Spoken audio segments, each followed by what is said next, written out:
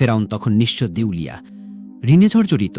ঋণ পরিশোধ করার ভয়ে ঘরের মধ্যে লুকিয়ে পড়ে। অতএব একে একে পাওনাদার ফেরাউনের বাড়িতে আসতে থাকে। ফেরাউন ছিল খুবই চতুর এবং প্রতারক। শুধু প্রতারক নয়, বাটপার। তাই সে ঘরের মধ্যে থাকলেও ঘরের দরজাটা খোলা রাখত, যাতে পাওনাদার বুঝতে পারে বাড়িতে কেউ নেই। দিনের পর দিন এভাবেই পাওনাদার সেখানে আসে, কিন্তু ফেরাউনের দেখা না পেয়ে তারা ফিরে যায়। ফেরাউন একা একা ভাবতে থাকে, এভাবে আর কতদিন নিজেকে লুকিয়ে রাখব, নিজেকে প্রতিষ্ঠিত করতেই হবে। সেই সময় মিশর ছিল অর্থনৈতিক দিক থেকে বিশ্বের সেরা। অতঃপর ফেরাউন পাওনাদারের ভয়ে রাতের গভীর আধারে বলক থেকে মিশরের উদ্দেশ্যে লুকিয়ে লুকিয়ে রওনা হলেন। সারা রাত অনেক পথ অতিক্রম করার পর শেষ পর্যন্ত মিশরে পৌঁছালো। কিছু দূর যাবার পর তার বন্ধু হামানের সাথে সাক্ষাৎ হলো। তাকে দেখা মাত্রই হামান জিজ্ঞাসা করল, প্রিয় বন্ধু, তুমি এখানে কেন? তোমার কি অবস্থা? তখন ফেরাউন বলল, বন্ধু হামান, আমি খুবই মুসিবতের মধ্যে আছি। পাওনাদারের ভয়ে লুকিয়ে পালিয়ে এসেছি। আমি একেবারে নিঃস্ব, চারিদিকে ঋণে ঝরঝরিত। এখন আমার কোন একটা কাজের প্রয়োজন।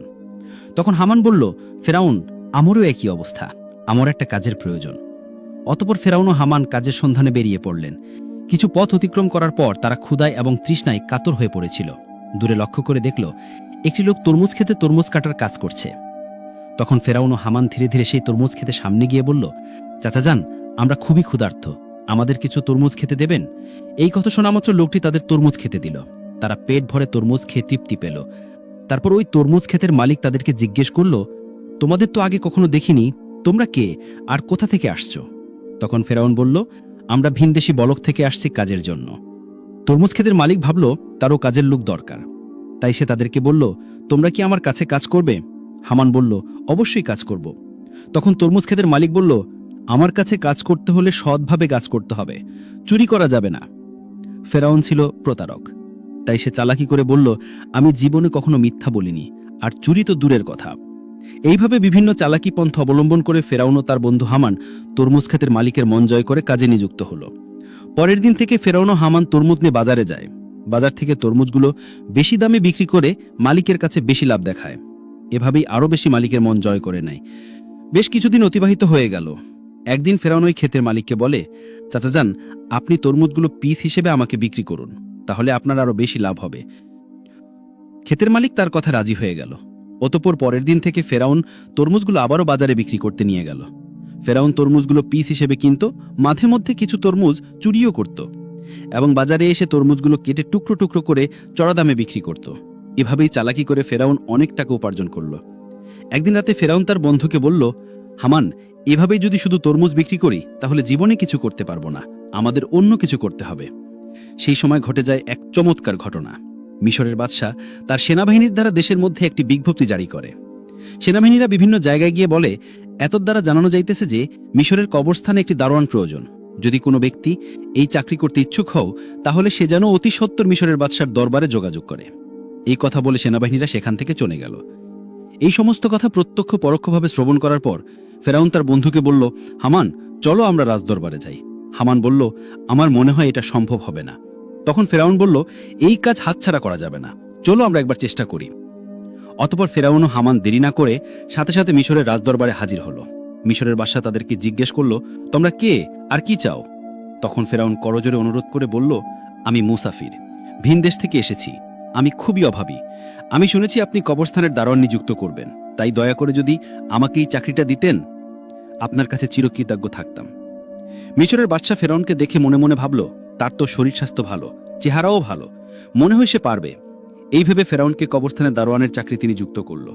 পরের দিন থেকে ফেরাউন মিশরের কবরস্থানের দারোয়ানের চাকরিতে নিযুক্ত হল।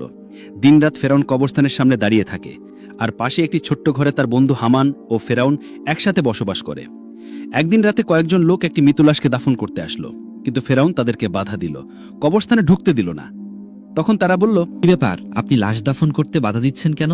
আসলেই ফেরাউন ছিল প্রতারক এবং বাটপার, তাই সে চালাকি করে বলল, আপনারা কি শোনেননি মিশরের বাদশা নতুন আইন করেছে, মৃত লাশকে দাফন করতে হলে এক স্বর্ণ মুদ্রা দিতে হবে। এই লোকগুলো ফেরাউনের কথা বিশ্বাস করে নেয় এবং তাকে এক মুদ্রা দিয়ে লাশ দাফন করে। এভাবেই প্রচার হয়ে যায় যে একটি লাশ দাফন করতে হলে এক স্বর্ণ মুদ্রা দিতে হবে। এভাবেই ফেরাউন প্রতারণা করে অনেক টাকা উপার্জন করে। সেই সময় ঘটে যায় আজব ঘটনা। মিশরে সেই সময় আল্লাহর গজব শুরু হয়। চারিদিকে কলেরা বসন্ত রোগে প্রচুর মানুষ মারা যেতে থাকে। অতপর কিছু লোক মৃত লাশকে দাফন করার জন্য কবরস্থানে আসলো। তখন ফেরাউন আরো চালাকি করে বলল, মিশরের বাদশা নতুন আইন করেছে, যদি কোনো ব্যক্তি কলেরা বসন্ত থেকে মারা যায় তাহলে 2 স্বর্ণমুদ্রা দিয়ে তবেই তাকে এই কবরস্থানে দাফন করতে পারবে। ফেরাউন প্রতারণা করে সবার কাছ থেকে স্বর্ণমুদ্রা নিয়ে অনেক টাকা উপার্জন করলো। এভাবেই সেই বছর অতিবাহিত হয়ে গেল।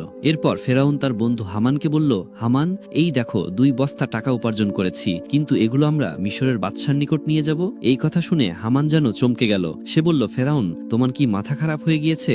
যে টাকার জন্য এত কষ্ট করলে, সবার থেকে প্রতারণা করলে, আর শেষ পর্যন্ত কিনা সেই টাকাগুলো বাদশাকে দিয়ে দেবে? ফেরাউন বলল, হামান, ধৈর্য ধরো, আমার বুদ্ধি ক্রমশ প্রকাশ পাবে। অতপর সে দেরি না করে পরের দিন ফেরাউন ও হামান 2 বস্তা স্বর্ণমুদ্রা নিয়ে মিশরের বাদশার দরবারে হাজির হলো। মিশরের বাদশা তাদেরকে জিজ্ঞেস করলো, কি ব্যাপার, তুমি বস্তা নিয়ে রাজদরবারে এসেছো কেন? তখন ফেরাউন বলল, জাহাপনা, আমি 2 বস্তা স্বর্ণমুদ্রা নিয়ে এসেছি। এই কথা শুনে বাদশার মন্ত্রী তাদেরকে ধমক দিয়ে বলল, তোমার সাহস দেখে আমি আশ্চর্য হয়ে যাচ্ছি যে তুমি মিশরের বাদশার সামনে দাঁড়িয়ে টাকার বড়াই দেখাচ্ছ। তখন মিশরের বাদশা বলল, এত স্বর্ণমুদ্রা তুমি কোথায় পেলে, আর এটা নিয়ে এসেছো কেন? তখন ফেরাউন বলল, জাহাপনা, যারা মৃত লাশকে দাফন করতে আসতো তাদের কাছ থেকে আমি 1 স্বর্ণমুদ্রা নিতাম। তাছাড়া এতে আমার বেতনের টাকা আছে। আমার মূল উদ্দেশ্য হলো মিশরে গত 2 বছর যে সকল গরিব মানুষ খাজনা দিতে পারেনি তাদের পক্ষ থেকে আমি স্বর্ণের মুদ্রাগুলি আপনাকে দিলাম, আপনি তাদের খাজনা মাফ করে দিন। এমন কথা শুনে সেখানে থাকা সমস্ত লোক আশ্চর্য হয়ে গেল। মিশরের বাদশা তার এই কর্মকাণ্ড দেখে আকর্ষিত হলো এবং তার প্রতি বিশেষ দৃষ্টি আকর্ষণ করলো। পরের দিন থেকে সারা মিশরে প্রচার হয়ে গেল যে একজন কবরস্থানের দারোয়ান মিশরের গরিব মানুষের 2 বছরের খাজনা মিটিয়ে দিয়েছে। সমস্ত মিশরের লোক বলতে লাগলো, এমন ভালো মানুষ সারা মিশরে দ্বিতীয়টি দেখা যায় না। ওই ব্যক্তিটি কবরস্থানের দারোয়ান না হয়ে যদি আমাদের দেশের বাদশা হতো তাহলে কতই না সুখী হতাম। এভাবেই প্রথমে মিশরের বাদশা, তারপর মিশরের মানুষের মন জয় করে নিল। অতপর অনেক দিন অতিবাহিত হয়ে গেল। একদিন মিশরের বাদশা বার্ধক্যজনিত ইন্তেকাল করলেন। তখন চারিদিকে সবাই চিন্তিত হয়ে পড়ল, কি হবে দ্বিতীয় রামেসিস মিশরের বাদশা। কয়েকদিন পর রাজদরবারে একটি জরুরি মিটিং এর আয়োজন করা হলো। সেখানে থাকা বিশিষ্ট জ্ঞানী ব্যক্তিদের মধ্য থেকে একজন বলল, এইভাবে তো আর মিশরের বাদশার আসন খালি রাখা যাবে না। কি হবে মিশরের বাদশা, আপনারা সবাই আলোচনা করে বলুন। তখন সেখানে থাকা একজন বলল, হুজুর, আমাদের মনে হয় যে ছেলেটি কবরস্থানের দারোয়ান অর্থাৎ ফেরাউন, তার যেমন স্বাস্থ্য তেমন প্রকা, তাছাড়া সে তো খুবই ভালো, জনগণের কথাও ভাবে, আমাদের মনে হয় তাকে বাদশা করা উচিত। তখন সে বিশিষ্ট জ্ঞানী ব্যক্তিটি বলল, ঠিক আছে, তবে তাই হোক। সবার অনুমতিতে ফেরাউন হলো মিশরের বাদশা। যেই লোকটি একদিন তরমুজ বিক্রি করত, কবরস্থানের দারোয়ান ছিল, ভাগ্যের পরিবর্তনে আজ সে সমগ্র মিশরের বাদশা। আসলে ফেরাউন যে কত নিকৃষ্ট মানুষ ছিল তা কারো জানা ছিল না। এদিকে ফেরাউন মিশরের বাদশা হবার পরে আবারও বিভিন্ন চালাকি ও প্রতারণা করে তার বন্ধু হামানকে মন্ত্রী বানিয়ে দেয়। একদিন ফেরাউন রাজদরবারে বসেছিল। তিনি হঠাৎ করে ঘোষণা করলেন, সমগ্র মিশরে গত 1 বছরে কোনো মানুষের খাজনা দিতে হবে না। এই সমস্ত খাজনা ফেরাউনের তরফ থেকে মাফ করা হবে। এই খবর পেয়ে সমগ্র মিশরে সাধারণ গরিব মানুষ ভীষণ খুশি হলো। অতপর ফেরাউন ও হামান ছাড়া যখন কেউ ছিল না, তখন হামান বলল, বন্ধু ফেরাউন, এভাবে যদি সমস্ত খাজনা মাফ করে দাও তাহলে বাদশাহী চলবে কিভাবে? ফেরাউন বলল, হামান, ধৈর্য ধরো, এরপর আমি এমন বুদ্ধি করব যে সারা জীবন আমরাই হব সমগ্র মিশরের বাদশা। এমন কোনো শক্তি নেই যে আমাদেরকে হারাতে পারবে। তার জন্য বুদ্ধির প্রয়োজন। এই কথা বলে তারা দুজনে একে একে চলে গেল। পরের দিন থেকে সারা মিশরে ফিরাউনের নাম আলোচিত হতে লাগল। এই সময় হামান ফেরাউনকে ডেকে বলল, বন্ধু ফেরাউন, তুমি যদি সারা জীবন বাদশা থাকতে চাও তাহলে কিছু কাজ অবশ্যই প্রয়োজন। তখন ফেরাউন বলল, কি সেই কাজ? এরপর হামান একে একে সব বলে দিল। অতঃপর ফেরাউন রাজদরবারে একটি জরুরি মিটিংয়ের আয়োজন করল। তখন ফেরাউন বলল, আজ থেকে সারা মিশরে কোনো শিক্ষা ব্যবস্থা থাকবে না, সমস্ত পাঠশালা বন্ধ করে দেওয়া হবে। ফেরাউন রাজকীয় ফরমান জারি করল, মিশরের কোনো ব্যক্তি শিক্ষা নিতে এবং দিতে পারবে না। যদি কোনো ব্যক্তি এই হুকুম অমান্য করে তাহলে তাকে হত্যা করা হবে। সারা মিশরে যারা ছোট ছোট পাথরের মূর্তি বানিয়ে পূজা করে সেগুলি যেন ভেঙে দিয়ে ফেরাউনের মূর্তি পূজা করে। এইভাবে অল্পদিনের মধ্যে ফেরাউনের কথায় ভীত হয়ে লেখাপড়া বন্ধ করে দেয় এবং সমগ্র মিশরের মানুষ আল্লাহর কথা ভুলে গিয়ে মূর্খ অজ্ঞতা হয়ে পড়ে। মানুষ সম্পূর্ণরূপে চতুষ্পদ জন্তুর মতন হয়ে পড়ল। এরপর ফেরাউন ব্যাপক অহংকারী হয়ে গেল। নিজেকে এত বড় মনে করতে লাগল যে অহংকারে পরিপূর্ণ হয়ে নিজেকে খোদা দাবি করল। দিনের পর দিন জনগণের উপর খাজনার পরিমাণ বাড়িয়ে দিল। অন্যায় অত্যাচার বেড়ে গেল। একাকী ফেরাউন সারা মিশরে শাসন কার্য চালাতে লাগল। সুদ ঘুষ জেনা ব্যভিচারের পরিমাণ বেড়ে গেল। এক কথায় ফেরাউন বনি ইসরায়েলদের অপমান অপদস্থ করতে লাগল।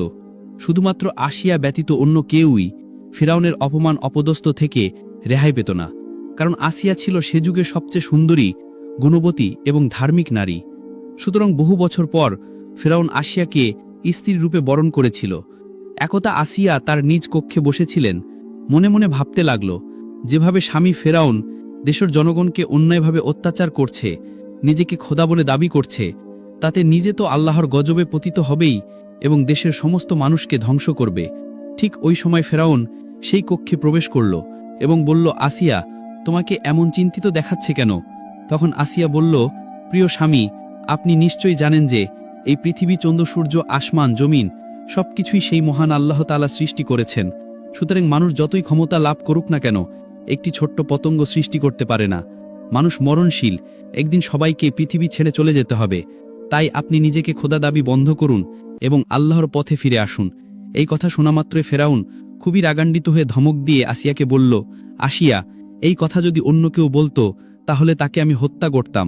সবাই যেমন আমাকে খোদা মেনে নিয়েছে, তুমিও আমাকে খোদা বলে মেনে নাও, নয়তো তোমার অবস্থা তাদের মতোই হবে। এই কথা বলে ফেরাউন সেখান থেকে চলে গেল। এদিকে আসিয়া খুব চিন্তিত হয়ে পড়ল, কেননা তার কিছুই করার ছিল না। চোখ দিয়ে শুধু অশ্রু ঝরতে লাগল। এভাবেই বহুদিন অতিবাহিত হয়ে গেল। অতঃপর ফেরাউন একদিন তার নিজ কক্ষে শায়িত ছিলেন। গভীর রজনীতে তিনি স্বপ্নে দেখলেন একটি বিশাল বড় আগুনের গোলা বনি ইসরায়েলদের দিক থেকে এসে সারা মিশরকে জ্বালিয়ে পুড়িয়ে ছাই করে দিচ্ছে, অথচ বনি ইসরায়েলদের কিছুই হয়নি। এই স্বপ্ন দেখে ফেরাউন তাড়াতাড়ি জেগে গেল। ফেরাউন দেরি না করে পরের দিন দেশের বিভিন্ন প্রান্তে থাকা বড় বড় জ্যোতিষীদের রাজদরবারে ডাকলেন এবং নিজের স্বপ্নের কথা বললেন। ফেরাউনের এই স্বপ্নের তাবির করে জ্যোতিষীদের মধ্যে একজন জ্যোতিষী বলল, জাহাপনা, আপনি কিছু মনে করবেন না, ভবিষ্যতে আমরা আপনার মৃত্যু দেখতে পাচ্ছি। আপনি বেশিদিন মিশনে বাদশা থাকতে পারবেন না, আপনার ক্ষমতা চূর্ণ বিচূর্ণ হয়ে যাবে। এই কথা শ্রবণ করে ফেরাউন অত্যন্ত রাগান্বিত হয়ে জ্যোতিষীকে ধমক দিয়ে বলল, কি বলতে চাইছ? আমাকে ক্ষমতা থেকে হারাবে এমন কোনো শক্তি আছে? তখন জ্যোতিষী বলল, বনি ইসরায়েলদের মধ্য হতে মুসা নামক একটি ছেলে আপনার ক্ষমতা শেষ করে দেবে। এই কথা বলে তারা সেখান থেকে চলে গেল। কিছুদিন পর ফেরাউন হামানকে বলল, সারা মিশরে যে ঘরে শিশুপুত্র সন্তান থাকবে তুমি সৈন্যবাহিনী নিয়ে তাদেরকে হত্যা করো।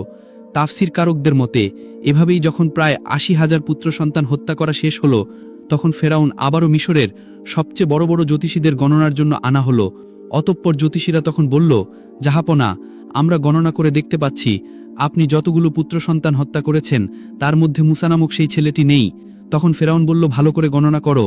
এবার জ্যোতিষীরা বলল, জাহাপনা, আমরা গণনা করে দেখতে পাচ্ছি আপনি যতই তাকে হত্যা করার চেষ্টা করেন না কেন, তাকে হত্যা করতে পারবেন না।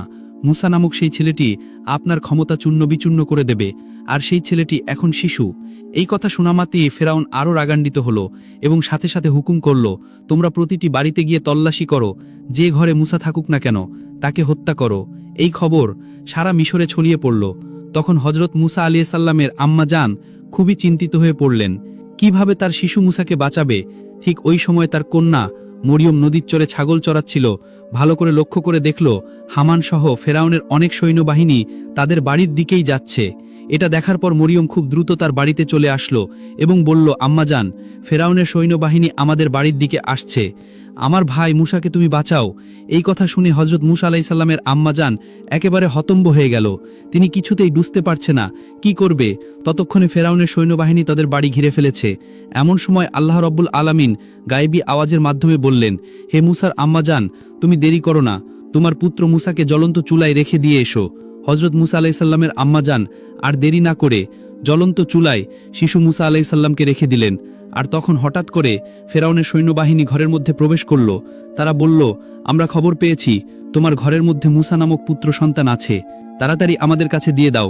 তখন আম্মাজান বলল, এই দেখুন, আমার তো কন্যা সন্তান, যদি আমার ঘরে মুসা থাকে তাহলে তোমরা খুঁজে বার করো। তারপর ফেরাউনের সৈন্যবাহিনী ঘরের এদিক ওদিক তন্ন তন্ন করে খুঁজতে লাগলো, কিন্তু কোথাও পেল না। অবশেষে সেখান থেকে তারা সবাই চলে গেল। এরপর হজরত মুসা আলাইহিস সালামের আম্মাজান কাঁদতে কাঁদতে ওই জ্বলন্ত চুলার কাছে গিয়ে দেখলো হজরত মুসা আলাইহিস সালাম বেঁচে আছে এবং ওই জ্বলন্ত আগুনের মধ্যেই খেলা করছে। আল্লাহর কুদরতে হজরত মুসা আলাইহিস সালামের একটি পশমও আগুনে পড়েনি। তখন হজরত মুসা আলাইহিস সালামের আম্মাজান আল্লাহর দরবারে শুকরিয়া আদায় করলেন এবং বললেন, হে আল্লাহ, তুমি সমস্ত ক্ষমতা ক্ষমতার মালিক, সমস্ত প্রশংসা তোমারই। আল্লাহ গো, তুমি আমার পুত্র মূসাকে বাঁচিয়েছ। অতঃপর হজরত মূসা আলাইহিসসালামের আম্মাজান ওই দিনরাতে স্বপ্ন দেখলেন আল্লাহ রাব্বুল আলামিন বলছেন, তুমি একটা কাঠের সিন্দুক তৈরি করো এবং হজরত মূসা আলাইহিসসালামকে ওই সিন্দুকের মধ্য দিয়ে নীল নদে ভাসিয়ে দাও। এদিকে আল্লাহ রাব্বুল আলামিন হজরত জিবরাইল আলাইহিসসালামকে ডেকে বললেন, হে জিবরাইল, তুমি যাও মূসা আলাইহিসসালামের আম্মাজানকে সাহায্য করো।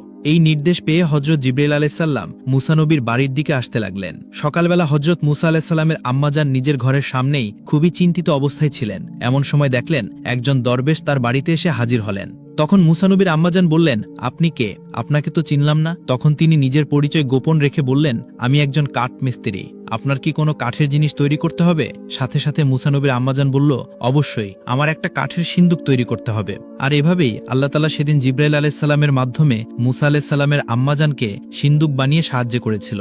অতঃপর মূসা আলাইহিসসালামকে নীল নদে ভাসিয়ে দিলেন। আল্লাহর কি কুদরত! নীল নদের স্রোত যেদিকে যায়, হজরত মূসা আলাইহিসসালামের কাঠের সিন্দুক ওই স্রোতের উল্টো দিকে যায়। এইভাবে ভাসতে ভাসতে হজরত মূসা আলাইহিসসালামের এই কাঠের সিন্দুক ফেরাউনের রাজদরবারের কাছে গিয়ে পৌঁছালো। সেখানে উপস্থিত ছিল ফেরাউন এবং তার স্ত্রী মা আসিয়া এবং দাসদাসী।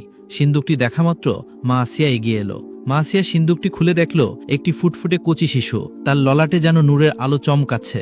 এত সুন্দর শিশু সে জীবনে কখনোই দেখেনি। তাই দেরি না করে মা আসিয়া মূসা আলাইহিসসালামকে কোলে তুলে নিল এবং ফেরাউনের কাছে গিয়ে বলল, দেখুন কত সুন্দর শিশু, এই শিশুটিকে আমি লালন পালন করব। এটা শুনে ফেরাউন বলল, না, এই শিশুই হয়তো আমাদের শত্রু হবে। এটাই বনী ইসরায়েলদের মধ্য থেকে কোনো এক শিশু হতে পারে, একে আমি হত্যা করব। তখন মা আসিয়া বলল, কি বলছেন? এটা যদি বনী ইসরায়েলদের কোনো শিশু হতো তাহলে নদীর স্রোতে উল্টো দিকে কিভাবে আসলো? এটা তো ওই দিকে যাওয়ার কথা ছিল।